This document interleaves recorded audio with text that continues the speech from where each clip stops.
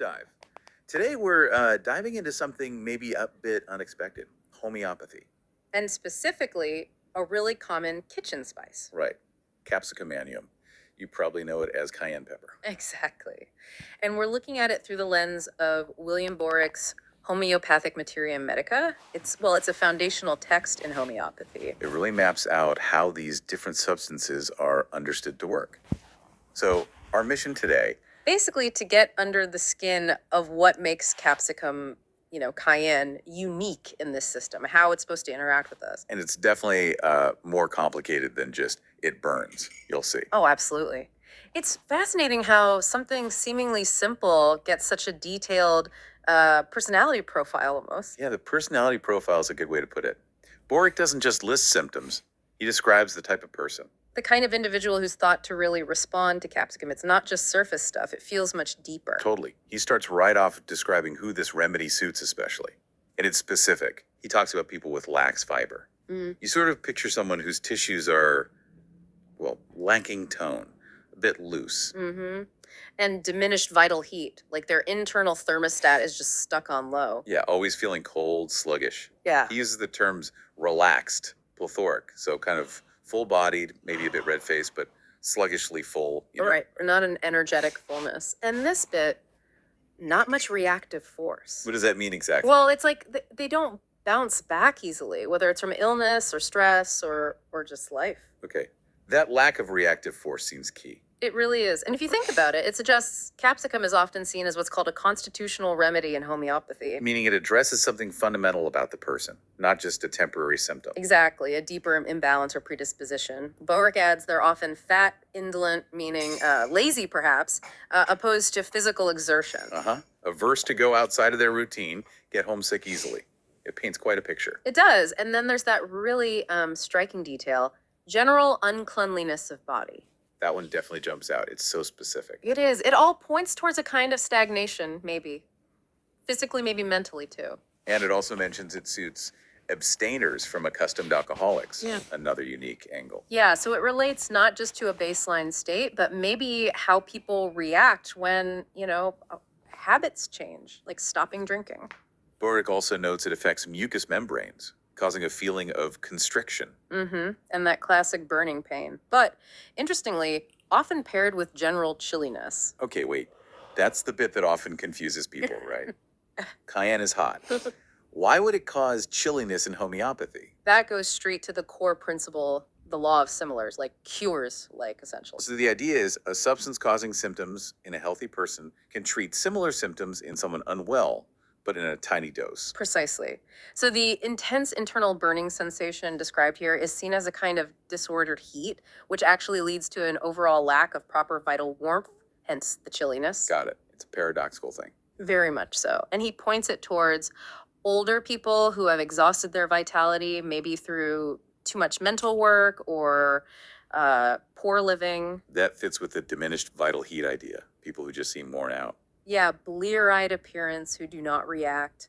It echoes that lack of bounce back, that lack of recuperative power we talked about. So someone whose system just can't generate enough heat or energy, they might even have a fear of slightest draft. Which again underlines that deep internal coldness. Now, the psychological picture Boric paints is just as vivid, maybe even more so. Definitely. Mentally, he mentions excessive peevishness. Like easily irritated, just cross all the time. Yeah, but then much more intensely, homesickness with sleeplessness and disposition to suicide. Wow. That's really found way beyond just missing home. It suggests a really deep level of emotional distress and maybe that same stagnation we mentioned, a kind of stuckness. He also says a peppery disposition, which, well, you can sort of see the connection there, right? You can, yeah. And it's also listed for delirium tremens, severe alcohol withdrawal. Which links back to that mention of alcohol abstainers, suggesting a pretty profound effect on the nervous system. Exactly. The depth of suffering, both mental and physical, attributed to this remedy state is quite remarkable. Okay, let's get into some of the physical symptoms. Boric goes through system by system. Head. Bursting headache, worse, coughing. That aggravation from coughing pops up a lot. Interesting. And the face, this is another one of those paradoxes, isn't it? It is. He says hot red cheeks, but sometimes the face is red, though cold. Red but cold. That's a classic homeopathic keynote symptom, right? Yeah. A very specific clue. Exactly. It helps distinguish capsicum. For the ears, burning and stinging, swelling and pain behind ears. An inflammation of the mastoid. That sounds serious. It is. He's very specific. Tenderness over the petrous bone. Extremely sore and tender to touch. Where exactly is the petrous bone? It's part of the temporal bone deep inside the skull near the inner ear. The fact that he details inflammation there shows how, deep acting this remedy is considered. Wow. And he suggested for otorrhea at your discharge and mastoid disease before separation. Meaning before pus actually forms. So potentially useful in an earlier stage of a serious infection, according to this view. The throat description is also really vivid. Hot feeling in fauces. That's the back of the throat. Yeah. Pain and dryness in throat extending to the ears, and specifically sore throat of smokers and drinkers. Makes sense with the burning theme. And this burning constriction worse between acts of deglutition swallowing. Sounds awful, like a spasm almost, incredibly uncomfortable. It really speaks to those intense localized feelings. In the mouth. Herpes labialis. So cold sores, stomatitis, which is inflammation inside the mouth, and a fetid odor. Okay. And stomach. Burning in tip of tongue, and atonic dyspepsia. Atonic meaning. Sluggish digestion, the stomach muscles aren't working efficiently. Also, much flatulence, especially in debilitated subjects. So, a slow, gassy system. And here's another one of those classic contradictions. Thirst. Yes, much thirst. But drinking causes shuddering. You desperately want water, but drinking it makes you physically recoil or shiver. Exactly. That's such a specific, almost bizarre symptom. It tells you a lot about the sensitivity and the paradoxical nature of this state in Boericke's description. Wild. What about bowel symptoms? The stool is described as bloody mucus with burning and tenesmus. Tenesmus is that painful urge, right? Like you need to go but can't, or it's ineffective. Yes, and drawing pain in back after stool, plus more thirst and shivering after the stool. So the shuddering isn't just with drinking. Apparently not.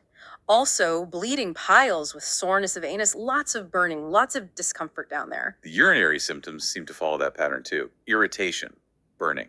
Definitely. Strangury, that's slow, painful, drop by drop urination. Frequent, almost ineffectual urging, and burning in orifice. He even describes the stream. First in drops, then in spurts.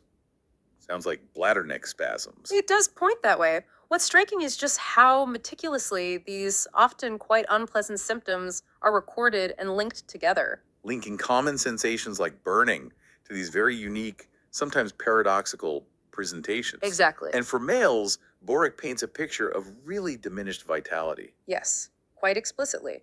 Coldness of scrotum with impotency, atrophied testicles, loss of sensibility in testicles with softening and dwindling. That sounds very profound. A deep lack of vital energy. It's very specific. And for females. Climacteric disturbances. So symptoms around menopause with that characteristic burning of tip of tongue. Ah, that symptom again. Yeah. And uterine hemorrhage near the menopause with nausea. Ah. It keeps tying back to that overall theme. Low vitality, peculiar burning sensation. You're giving to the respiratory system. A feeling of constriction of chest, arrests breathing. And a cough described as dry, hacking, expelling offensive breath. There's also this sensation as if the chest and head would fly to pieces during an explosive cough. Wow, that really emphasizes the intensity, the lack of cohesion almost. It does. He even mentions threatening gangrene of lung, which is incredibly serious. Shows the depth of action attributed here. And this symptom is truly unique.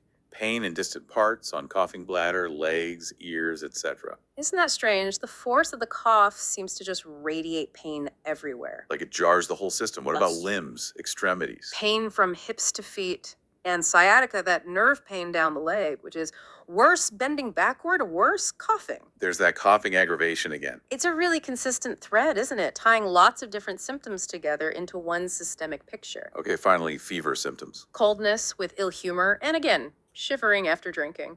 The chill starts in the back. But it's better, heat. And the person must have something hot to back. Yeah, really reinforces that internal coldness and the craving for external warmth. Also, thirst before the chill hits. So pulling this all together, what does it mean for using the remedy?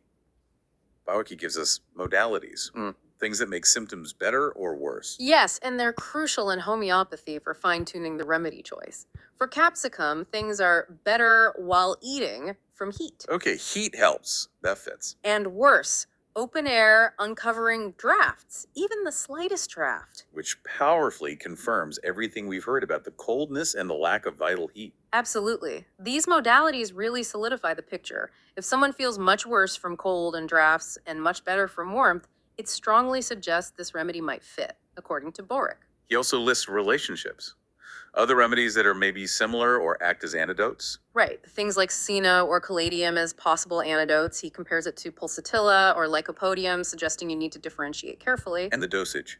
He gives a range. Usually third to sixth attenuation, which means it's been diluted quite a bit. But then for really acute things like delirium tremens, he mentions dram doses of tincture in milk or tincture or orange peel. That's fascinating. Different preparations for different situations shows the specificity they aim for. It really does, the whole picture.